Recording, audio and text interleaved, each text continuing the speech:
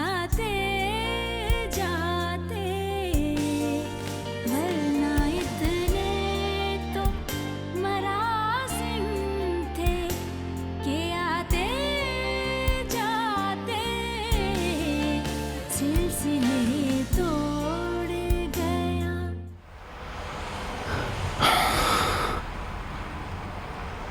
کولر رو خاموش کن، سردم شده. چشم. یکم هم آروم تر برو.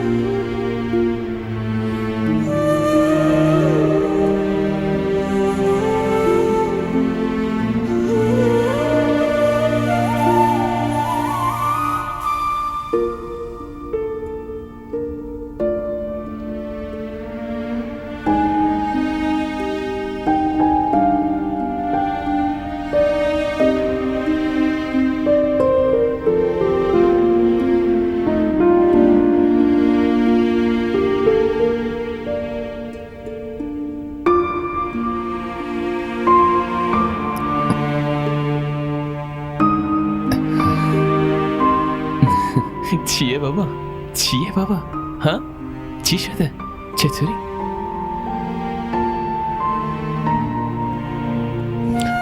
تو چطوری؟ خوبم. آره معلومه که خوبی. تو که نمیخوای اینو با خودت ببری.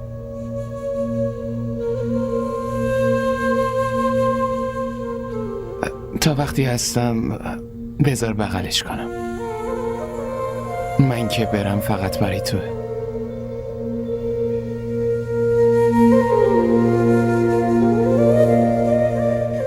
برو به نهال بگو یه ذره کمتر نمک تو غذا بریزه. دیروز خیلی شور بود. بعدم غذا رو زود حاضر کنه. غذا رو حاضر کردن خانم جون.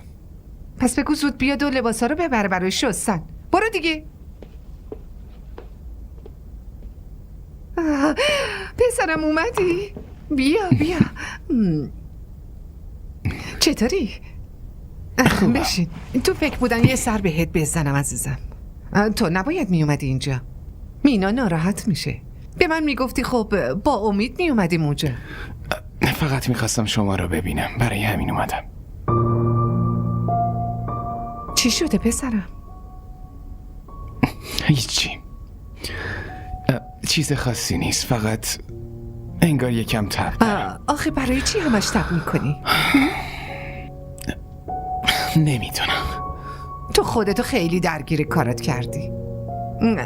اصلا چند روزی برو مسافرت خارج از کشور. تو همین فکرم، مرخصی بگیرم و برم خارج.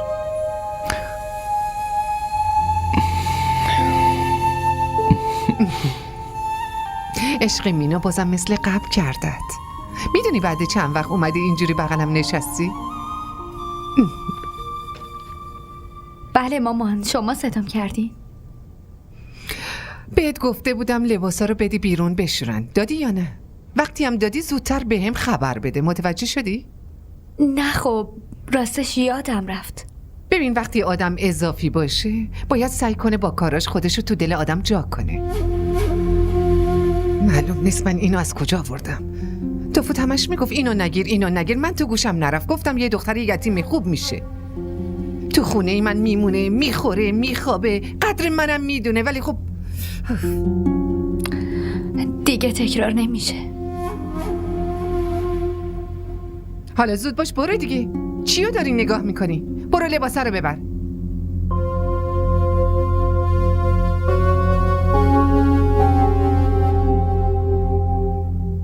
دفعه بعد که من بیام اون دیگه تو این دنیا نیست. مامان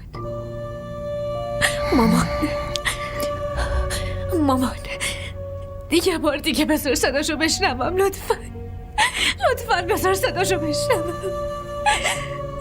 مینا جان اینجور صداها رو نباید بشنوی تا دلت بلرزه. حداقل بذار یه پیامک بدم لطفا. فردا صبح که تو رفتی فرودگاه سیم کارت تو میذارم تو گوشی خودم. بهش یه پیامک میدم تو هم تو گوشیت سیم کارت استرالیا تو بذار.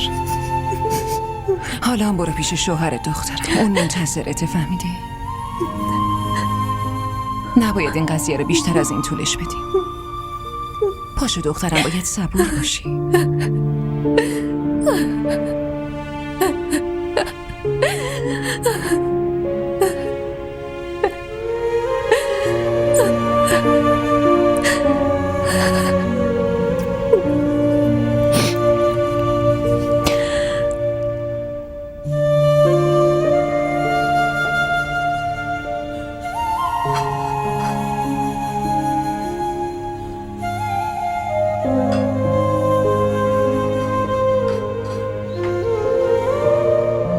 آروم الان بیدار میشی.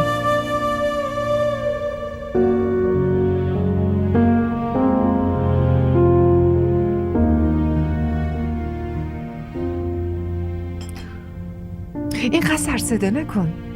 دیدی بیدارش کردی؟ بیدار شدی؟ چایی میخوری؟ نه ممنون. همینجا خوابت برد. خیلی زیاد خوابیدی.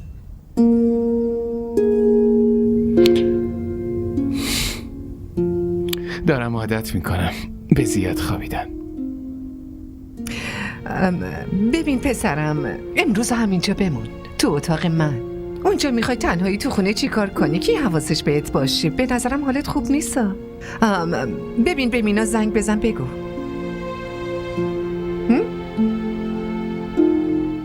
نیازی نیست که به اون بگم.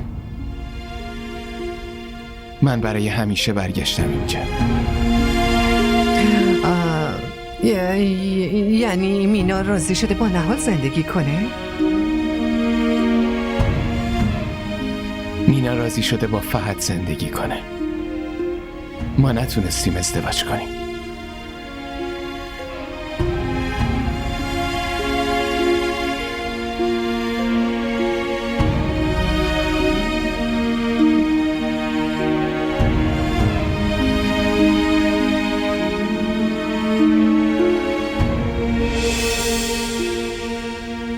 چرا؟ یعنی چی؟ اون که گفته بود طلاق میخواد، تصمیمش هم گرفته بود، یه دفعه چی شد؟ من خودمم نمیدونم مامان این تصمیم از کجا اومد. به نظرم اصلا امکان نداشت. یه چیزی گفته دیگه، یه بهونه آورده. اون نتونست همچین قدم بلندی رو برداره. حس کرد که من نمیتونم یه همسفر خوب براش باشم. تو نمیتونی همسفر خوبی براش باشی؟ اون این فکر رو کرد؟ تو که زندگی تو به خاطر اون به خودت زهر کردی؟ تو نمیتونی یه شوهر خوب براش باشی؟ شاید از زاویه‌ای که اون داره منو میبینه یه آدم خیلی ضعیف و بی دست و پا به نظر میام. یه کسی که نمیتونه از ظلمای جامعه نجاتش بده و تو نیمه راه ولش میکنه و فرار میکنه. اونه که داره فرار میکنه. از اولش هم جدی نبود. خانواده پدری همینطوری دیگه. نمیتونن سختی عشق رو تحمل کنن. اینا فقط عشق و عاشقی راحت میخوان. هر جا سخت شد همونجا فرار میکنن. داداششو که خوشبخت کرد و گذاشت رفت. چقدر زرنگه. ولی الان که نوبت تو شد خودشو کشید کنار. ولی تجربه ثابت کرده که من میتونم هر زنی رو نصفه راه ول کنم و برم. چرا؟ مگه چه گناهی کردی آره؟ اگه از خدا نمیترسیدم بچه رو از نهان میگرفتم و خودشو میفرستادم خونه باباش. اون وقت کی میتونست برای همچین ظلمی سوال جوابمون کنه؟ خداست که برای یتیم سوال و جواب میکنه. میدونید من یه جا خونده بودم از ظلم به آدمی بترس که جز خدا هیچ کسی رو نداره. آخه مگه ما چه ظلمی کردیم آره؟ مذهبمونم که ازدواج دوباره رو اجازه داده. اونم که داره اینجا زندگی میکنه. ازدواج مجددم شرایطی داره ولی ظلم هیچ شرطی نداره. با چه سنگ دلی به اون دختر گفتم بچه رو بده به من و هر جا دلش میخواد بره. به یه دختر بی پناه و فقیر گفتم که بچه‌شو بده و خودشم بذاره بره. این ظلمه که خدا اجازهشو نداده. این دختر به گردنم حق داره. اون به این سقف نیاز داشت، به حمایت ما نیاز داشت. مگه ندیدین چطور به خاطر بچهش التماس میکرد؟ میگفت اینجا بمونه. چطوری گریه میکرد؟ وقتی هم تصمیممو بهش میگفتم حتی تو صورتم هم نگاه نمیکرد. خدا حواسش بهش هست مامان. برای همینم همه ی راه ها رو به روم بست. آخرش منو دوباره آورد جلوی اون. بعد مینا، دختری که قسم میخورد همه عمرشو با من زندگی میکنه، ترسید و فقط برای یه زندگی راحت گذاشت رفت. داوود بس کن دیگه، باشه فراموشش کن، اصلا بره به درک. ببین دوباره قصه نخور و از وجدان نداشته باش. من خیلی برات ناراحتم. همه باید قصه منو بخورن. خدا قصه‌مو تکه تکه میکنه و بین همه پخش میکنه. من تا هر وقت بتونم گریه کنم گریه میکنم، بقیه هم همینطور. خدا نکنه. برای چی گریه کنیم؟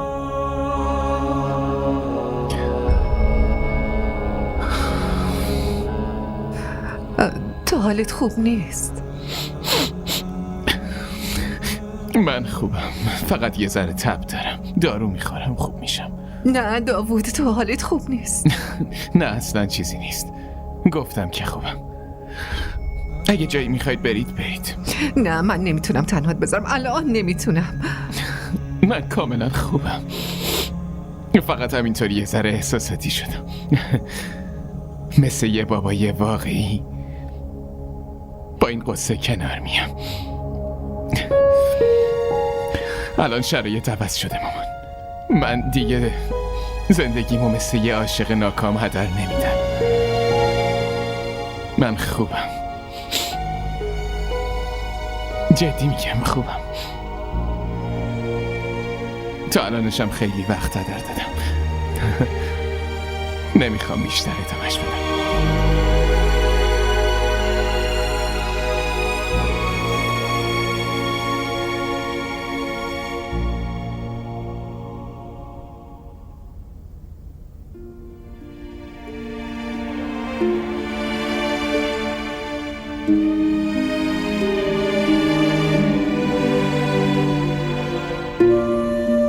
چند وقت دیگه پسرم یتیم میشه. مردم دلشون میسوزه و رو سرش دست میکشن. همه اون کارایی که با یه دختر یتیم کردم سزاش اینه که بچه خودم هم یتیم بشه.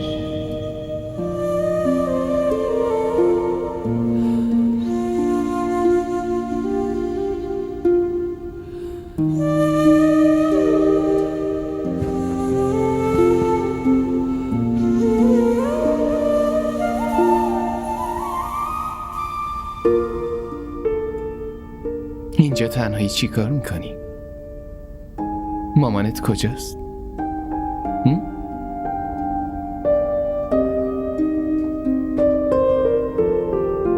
امید بیا، باید بریم پایین. چرا؟ باید شام بپزم. وایسا یه لحظه.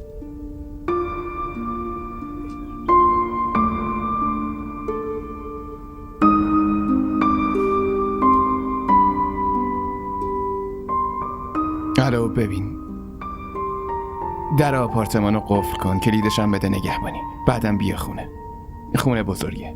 آره الان. بله.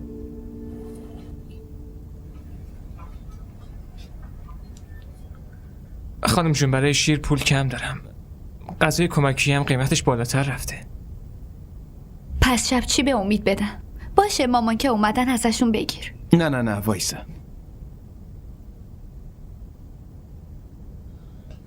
اینو بگیر. برو. چیز دیگه ای میخوای؟ نه. برو.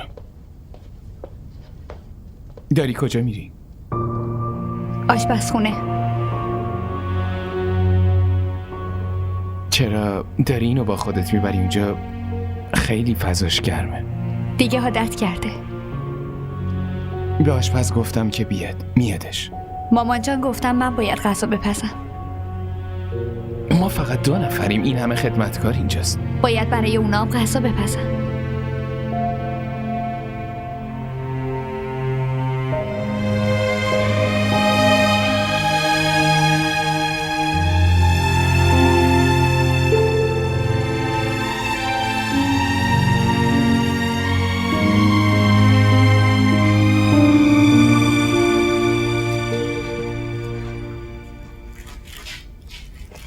خانم جون، آقا این غذا رو سفارش دادن و گفتن چیدیم صداشون کنیم.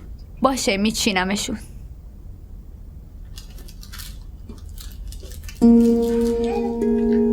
وقتی گفتم آشپز بیاد دیگه چرا تو داری کار میکنی؟ برو صداش کن که بیاد. غذاتون حاضره، بکشین.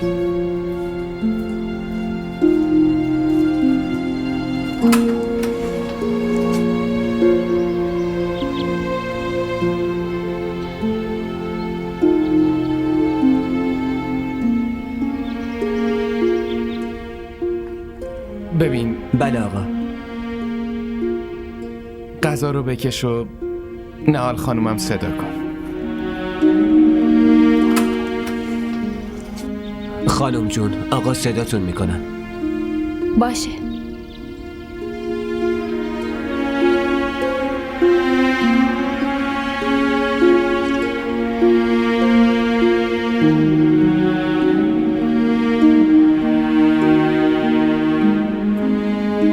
تو صدام کردی؟ آره. غذا تو بخور. من خوردم. پس لطفاً بشین.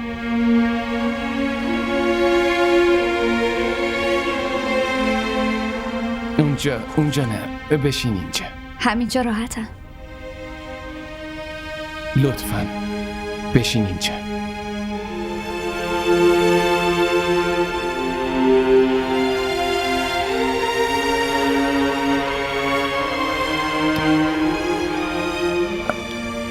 غذا میخوریم؟ گفتم که بهت غذا خوردم. دلم میخواد غذا رو بردارم و بزنم تو صورتش. همینو فقط بلده. یه وعده غذا و پول شیر بچه. اونم وقتی که عشقش ولش کرده. وگرنه میگفت پاشو برو.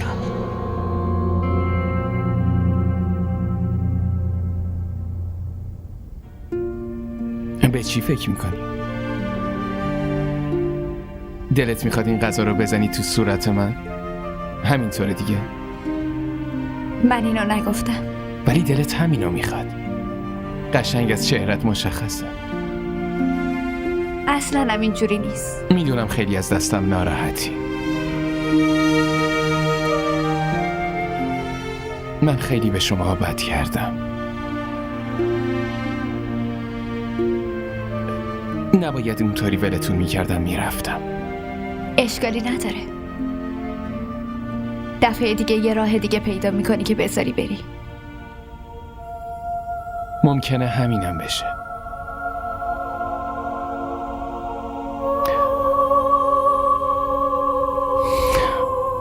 باید یه حرف مهمی رو بهت بگم.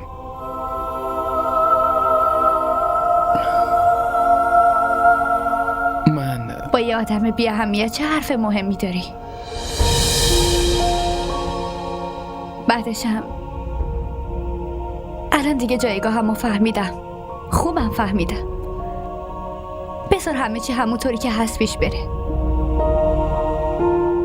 من به این شرایط عادت کردم. پس لطفاً بذار همین زندگیمو با مامان داشته باشم. اگرم عشقت دوباره برگشت پیش تو، دلت دوباره هواشو کرد، میتونی باز برگردی. اونطوری ول کردن دوباره یه زندگی برای من خیلی سخت میشه. برای همین خواهش میکنم منو با دلسوزیات و همراهی کردنت خراب و نابود نکن.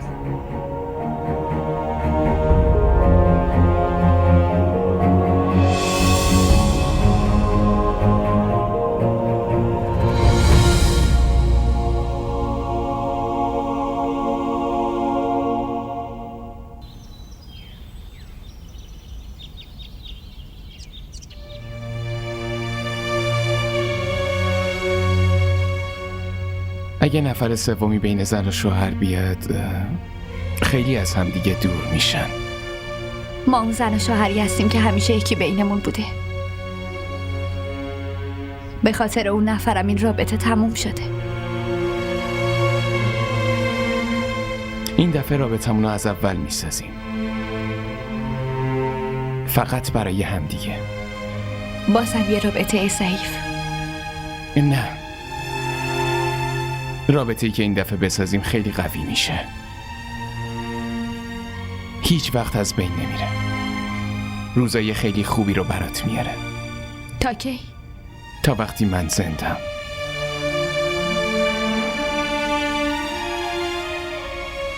من خیلی به شما دوتا ظلم کردم.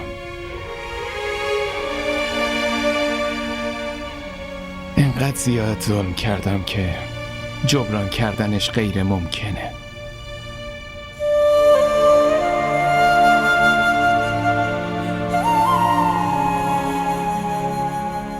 تو بهم بگو میخوای زندگی تو چطوری و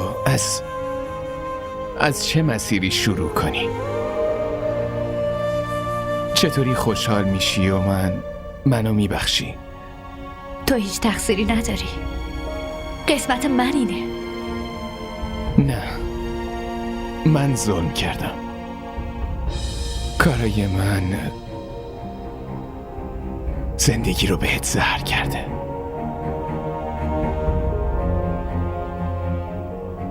من میخوام از اول یه زندگی جدید رو باهات شروع کنم. نهال خیلی زود، خیلی سریع برمیگردیم به عقب، همون جایی که من و تو ازدواج کرده بودیم. نهال من میخوام روی بوم زندگی تو یه رنگ جدید بپاشم. یه زندگی که هیچ تلخی توش نباشه.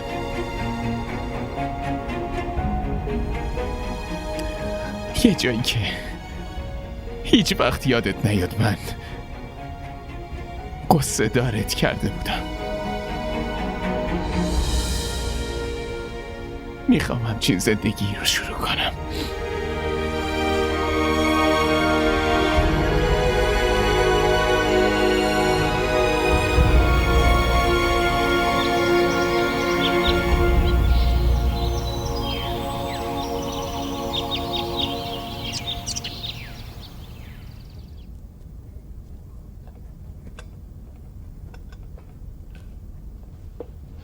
سلام علیکم. علیک سلام. تو کی اومدی؟ خانم آقا دیشب بهم زنگ زد و گفت بیام. باشه. سلام علیکم. اگه چای حاضره بده من بریزم. داوود که برگشت یادت رفت برای من چایی بیاری؟ نه آخه فکر کردم آشپز الان اومده. مگه تو نقشت دیگه عوض شده؟ میدونی من تو خونم چند تا خدمتکار داشتم ولی بازم همه کارهای مادر شوهرم رو با دستای خودم میکردم. اونم فقط چایی یا غذایی که من درست میکردم و میخورد. اونقدر خدمتشو کردم و بهم عادت داشت که اگه من غذا نمیپختم اونم چیزی نمیخورد. شوهر هر چقدر خوب باشه بازم به حرف دل مادرشه. مادر شوهر زنه و دل نازکه، خیلی هم رو پسرش کنترل داره. ولی شوهر یه مرده، ممکنه ظالم بشه و چشمشو ببنده. چشم، اول چایی میبرم بعد صبحونه رو حاضر میکنم. غذا زیاد درست کن. دیبا و عبدالله هم دارن میان، پراتو درست کنی. چشم. لیست خریدم بده آشپز، اول صبح بره بگیره. چشم.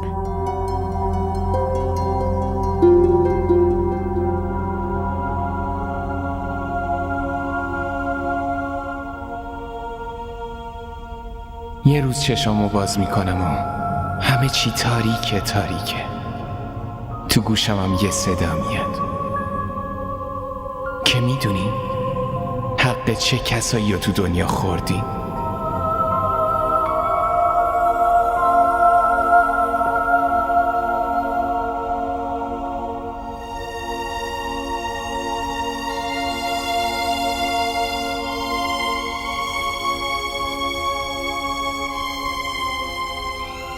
اسم بزرگترین سختی دنیا مرگه. هر سختی جلوی اون کوچیک میشه، حتی بی وفایی. صبح بخیر.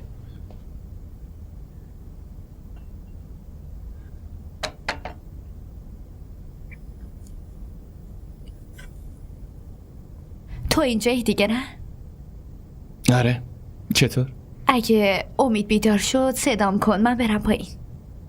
برای چی میری پایین؟ عبدالله و دیبا دارن برای صبحونه میان، باید صبحونه درست کنم. آشپز کجاست؟ اونم پایینه. پس تو چرا صبحونه درست میکنی؟ خودت که میدونی. الان زود میرم صبحونه درست میکنم و میام. صبر کن. بیا اینجا. مامان ناراحت میشه. بیا اینجا بشین بغلم. بیا اینجا.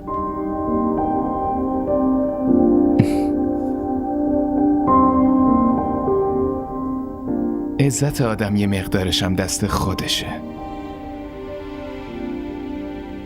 اگه واقعا تو خونه آشپز نبود میگفتم خودت بری غذا بپزی. تو داری همه یه کارای کوچیک خونه رو انجام میدی. برای همینم ارزشت پیش بقیه کم میشه. قبلا فرق داشت نهال، ولی الان دیگه مجبور نیستی. نیازی نیست دل هیچ کس رو به دست بیاری. ولی داوود، اگه دوباره ولم کردی چی؟ مامانم نگه هم نمیداره. این دفعه اینقدر قویت میکنم و میرم که دیگه از کسی ترسی نداشته باشی، حتی از من. ولی داوود، تو که گفتی همه زندگی دیگه با منی.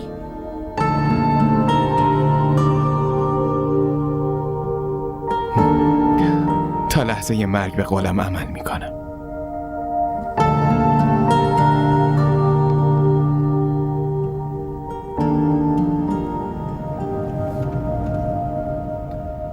اول میریم یه چیز میخوریم، بعدش میریم خیاطی، باید لباس بگیریم. میخوام ببرمت شرکت. داوود، تو واقعا میخوای منو ببری شرکتت؟ آره، معلومه. چطور؟ آخه من هیچی نمیدونم. اشکالی نداره، یادت میدم. ولی این ریسک بزرگیه کارای شرکت رو بدی دست من. اشکالی نداره. بعضی وقتا تو زندگی دوتا راه بیشتر نداری، یا ریسک کنی یا عقب بکشی. به نظرم الان وقتشه که ریسک کنم، چون توی ریسک یه امیدی هست. ولی عقب کشیدن فقط مایوسی به بار میاره، مگه نه؟ شما چتون شده؟ لطفاً سعی کنید درک کنید. هر رابطه یه حقی داره. اومدم یه خواهشی ازتون بکنم. یه چیزی بگید مامان. این شرایط تا کی ادامه داره؟ چه شرایطی؟ همین اوضاعی که داریم. مامان چرا حس میکنم مثل مادر بزرگ شدیم؟ چرا حس میکنم دیبا مثل عمه شده؟ چرا اون دختر فقیر منو یاد گیتی میندازه؟ چرا آخه؟ بگید.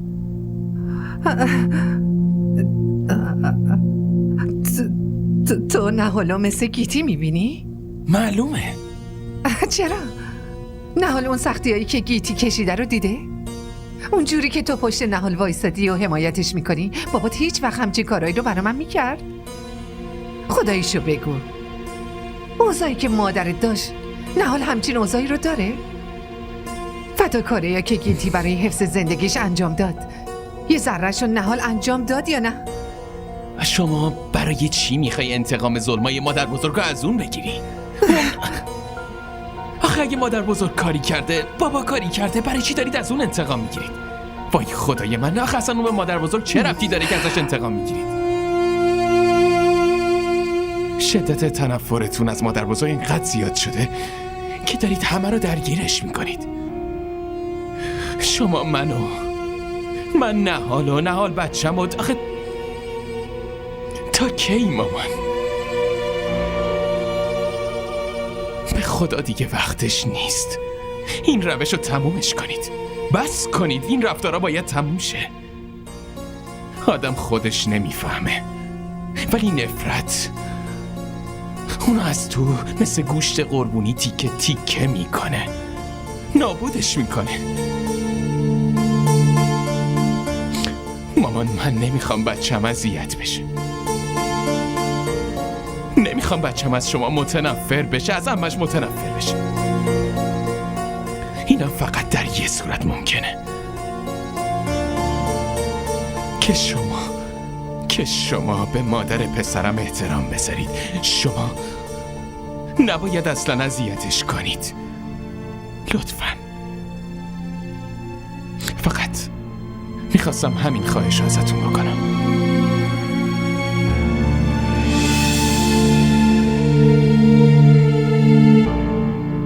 خیلی قشنگه. تنت که کردی قشنگترم بود. آخه چرا پاشنه بلند برام میگیری؟ مگه میتونم بپوشم؟ با اونا لیز میخورم. لیز نمیخوری. اگه لیز خوردی من میگیرمت. تا وقتی هم که یاد بگیری باشون راه بری خودم میگیرمت.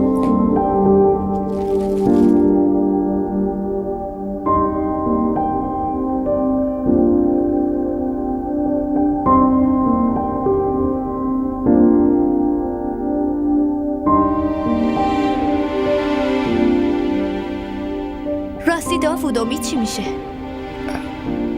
امید شرکت پیش خودمون دوتا. شرکت؟ آره شرکت باباشه دیگه. این داروها رو برای چی میخوری؟ حالت خوب نیست؟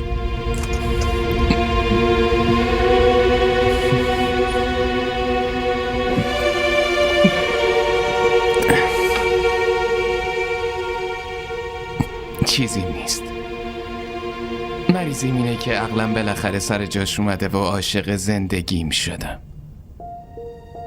اون رفتارمو عوض کرده. وظایفمو عوض کرده. ولی داوود، دارم جدی میپرسم، این داروها برای چیه؟ همونطور که برای کنترل فشار خون یا برای کنترل قند آدم دارو میخوره، یه دارو هم هست برای کنترل عشق به همسر. منم همون دارو رو میخورم. آخه قضیه سلامتیه نهال، ولی اثر نمیکنه. عشقم داره بیشتر میشه. داری شوخی میکنی؟ عشق؟ اونم به من؟ چطور؟ مگه چیه؟ من نمیتونم عاشقت بشم.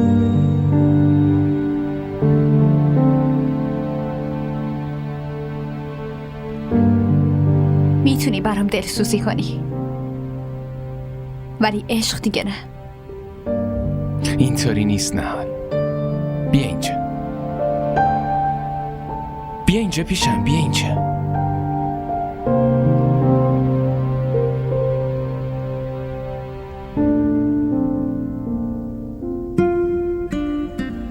ببین،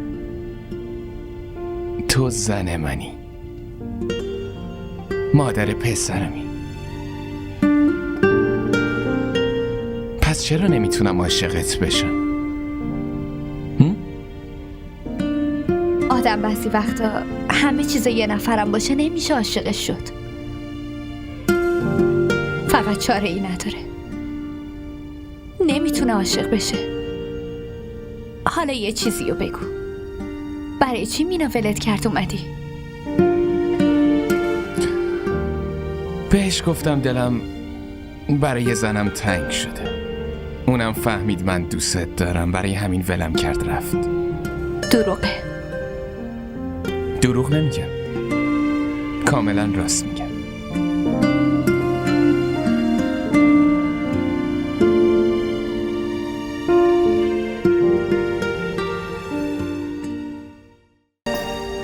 این الان صندلی توه، راحت بشین، این شرکت توه. بشین.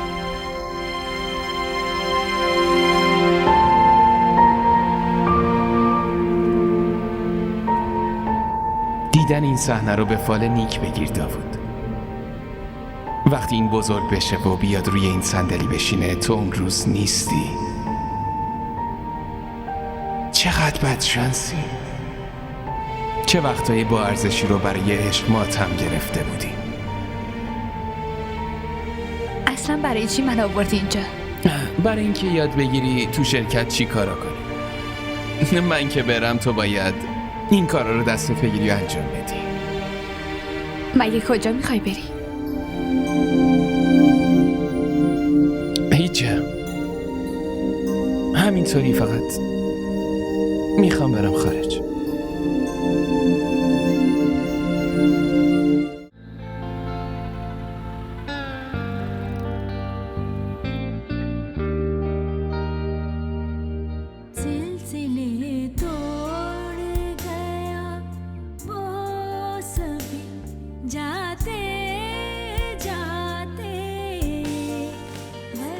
DDTV ارائه کننده بزرگترین سریال های درامای ترکی، کره‌ای، پاکستانی دوبله شده به فارسی می باشد. لطفاً سابسکرایب کنید و عضوی از خانواده ما شوید.